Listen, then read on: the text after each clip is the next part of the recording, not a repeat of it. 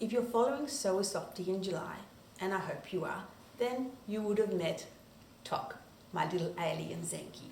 Well, what makes Tok so magical is this little belly button. And if you ask Tok why it's magical, well, he'll tell you because it lets him travel between galaxies. But if you ask me why it's magical, I'll tell you because kids can sew on that button in absolutely any way they want.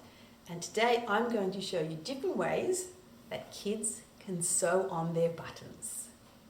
Okay, so let's begin. I've got some felt button, and people are always asking me about what thread and needle I use. So today I'm going to use embroidery floss because it's a nice thicker thread, and you will be able to see it quite nicely on your felt. And I'm using a chenille needle again, but because I'm using a thicker thread, I'm using a bigger chenille needle because it has a larger eye, and this is a chenille number 20. So let's begin. I've got my button. Okay, and I'm going to start doing my stitches. I found it's much easier for kids, actually adults too, when I do this stitching is to start from the outside of the button rather than always going up and down through that buttonhole because it's sometimes quite hard to find the buttonhole. So let's start. I'm going from the outside to the inside, like that. Okay, I'm going to do a little sort of cat's whiskers type of stitch, or looks like cat's whiskers at the moment. Well, soon. Of course, kids can put their stitches in any direction or in any of the buttons holes they want. Okay, so that's my first side. I'm just going to turn it over around because it's easier for me to sew.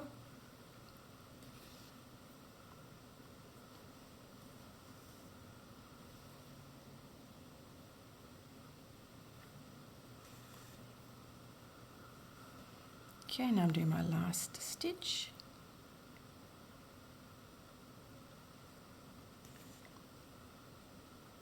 Okay, now to end your thread, just take it to the back, and you just need to go through any of the underneath holes. That's my phone ringing, it always does that at the wrong times. And I've done one knot, and if you're not quite sure if that's secure enough, I'm going to do another knot. Oops. So you leave that little loop and you just put the needle through the loop and pull, and it gets tucked. Okay, I'm going to cut that. Now, that's what I've got so far, but I'm going to add another colour thread. So I've got orange. Now, I'm actually going to do a little stitch through the buttonhole. So I'm going to do that from underneath through the buttonhole so that you don't see the little knot. Okay, and now I'm just going to do a little extra coloured stitch up here.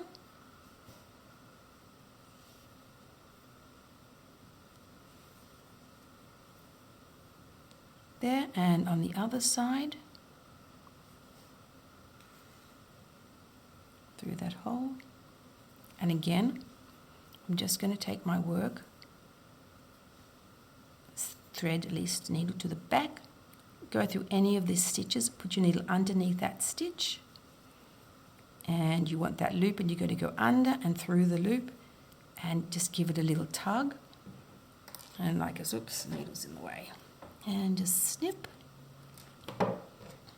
and there we have our first button. It looks a little bit like a butterfly to me. Okay, now I'm going to put my next button on, and I'm going to use some blue thread. Now, to start this off again, I'm just going to hold my button. I'm just going to do the little buttonholes. As you can see, it sort of takes a couple of stitches to find the buttonhole. Okay, I'm not doing very well. Okay, there we go. There's the one buttonhole. I'm going to go across.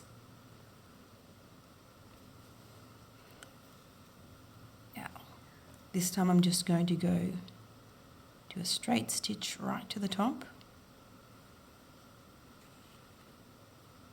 and down.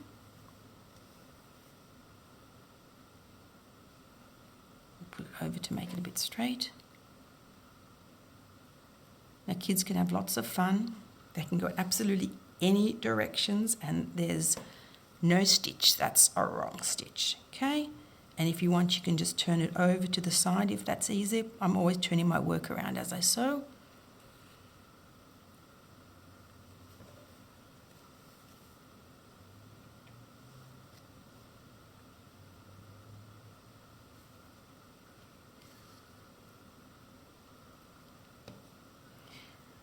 One thing I did forget to mention is, let me just end the stitch first, under the any stitch, through the loop, pull, oops. One thing you just have to be aware of when you're sewing is sometimes buttonholes, these things here, can be really, really thin and skinny. So if you've got a fat needle, they're not going to go through the buttonhole. So obviously if you've got larger buttonholes in the middle there, it makes it easier for the sewing. Okay, now let's do our last stitch. Now I'm going to try doing something a little fancy here. I'm actually going to see if I can do a daisy stitch. It's just to show you that, oh, absolutely no, I made a mistake. I forgot. I was going to show you how to do a French knot in the middle here. So this is just to show you that you don't have to do just straight stitches. You can just experiment and see what sort of stitches can you do. Okay, now I've got to find that buttonhole, which is not working for me today. Okay, no, doesn't want to come up. Okay, there we go. So I'm coming up and I want to do a French knot. So to do the French knot, I just twirl the thread over the needle once, and I'm going to go back in that same buttonhole. Now this little piece of thread here, you sort of want to hold it nice and secure so you get a nice French knot. It looks complicated, but once you get it, it's really easy. And I'm just going to pull through, and there's my French knot. Now I'm going to leave it a bit loose. If I pulled it tighter, the French knot would get smaller, but I sort of like that size.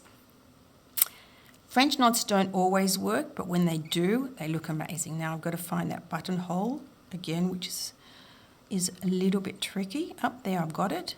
So I'm bringing my needle up.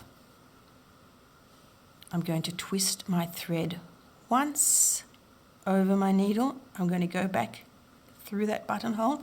And remember, I sort of want to hold that thread, part of the thread securely. Pull the needle through slowly. And there we go. They look good. Okay, so I'm going to take my black thread to the back, under any stitch, through the loop. And there's my knot. And if you're not quite sure if that's tight enough, you can just always do it a second time. Okay, and snip. And there we go. You see I've done little French knots in my buttonholes. Okay, now I'm going to do a lazy daisy stitch with this button, just to show you that, you know, you can experiment with all sorts of stitches and see how they go. Up through the hole. Now I'm just going to make a little loop, because that's how we make it. Just hold it on the side. It's our little loop. I'm going to go down through the buttonhole, and then I'm just going to come up on the side of the buttonhole like that, and gently pull so you get that loop. There's our loop, and then I'm just going to put my needle back down on the other side of the loop to secure the stitch. Okay, so there's our first stitch. Now I'm going to come up through the next hole. Let's turn my work around, and again, you just want that little loop there, so I sort of hold it with this hand. I'm going to go down. My stitch just on the outside of the button. Gently pull so you get your loop, and then the needle goes down on the other side of the loop. Then we've got another stitch going up to the next. Again, we want a little loop. You can hold it with your hand, down through the buttonhole,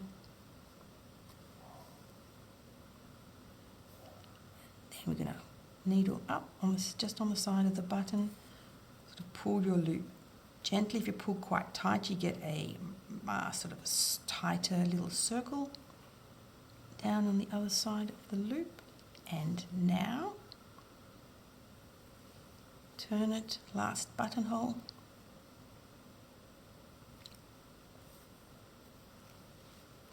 Got that sort of little loop we want down.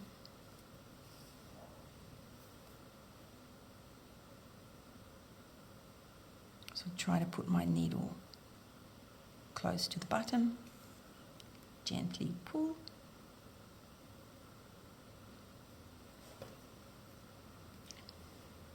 Okay, and there's our little lazy daisy stitches. I'm going to take it to the back, closest stitch, and we're going to just make it, whoops. Sometimes embroidery thread gets a bit curly because it's been sitting on that little reel for ages. Okay, I'll snip that, and now I'm just going to get some yellow thread and just go through the 4 buttonholes. Okay, so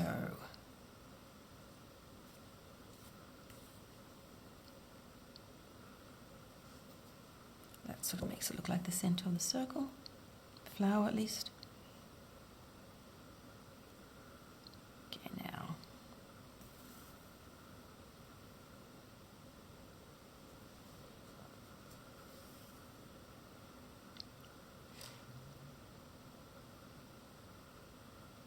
and where, oops.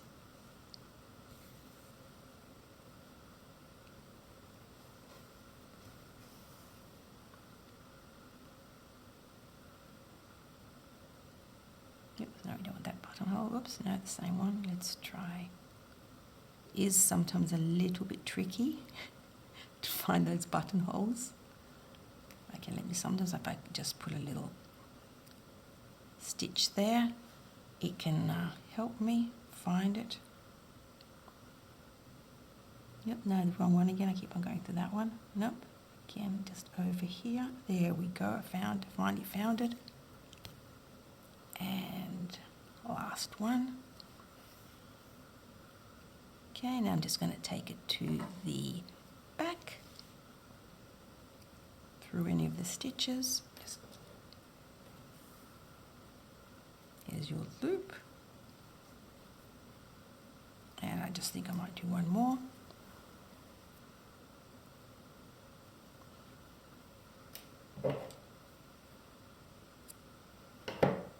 And there we have it, just showing you different stitches, different colours, French knots, lazy daisy. Kids can do absolutely any stitches in any directions, whatever goes is good. If you want any more tips and tricks, you can find me over at sewasoftie.com, and if you have any questions, in the comments below. Bye.